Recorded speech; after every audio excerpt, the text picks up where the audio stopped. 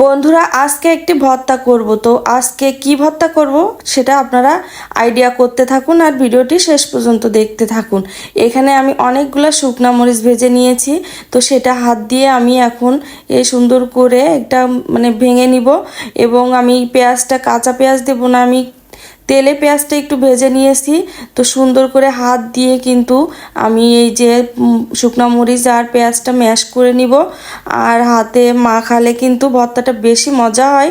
তো আমি হাত দিয়ে সুন্দর করে ডলে ডলে কিন্তু পেঁয়াজ আর মরিচটা আমি মেখে নিলাম। আর সাইডে একটা ডিম পোস্ট আছে, তো আমি ডিম পোস্টটা কিন্তু দিব না, এমনি রাখছি। আর তারপরে আমি দিয়ে দিলাম এই যে আচারের তেল, সরিষার তেল। তারপরে দিয়ে আমি আজকে যে ভর্তাটা করব, এই যে দেখুন আমি কাঁঠালের বিচি ভর্তা করব। তো এই ভর্তাটা কার কার পছন্দ কমেন্টে জানিয়ে যাবেন কিন্তু। আর কাঁঠালের বিচিটা কিন্তু ফ্রিজে ফ্রোজেন করা ছিল, আমি হাফ সেদ্ধ করে ফ্রিজে রেখে দিয়েছিলাম। ওইখান থেকে আবার এনে আমি লবণ আর হলুদ দিয়ে সেদ্ধ করে নিয়েছি। তারপরে এই যে মরিচের সঙ্গে কিন্তু আমি এখন এই ভর্তাটা মেখে নিব। আর এই ভর্তাটা খেতে এতটাই মজা, আমার তো খুবই ভালো লাগে। তো আপনাদের কাছে কেমন লাগে কিন্তু কমেন্টে জানাবেন।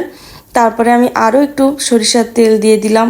বাস, এতটাই মজা লাগে যে এক প্লেট ভাত কিন্তু এই ভর্তা দিয়ে খাওয়া যায়।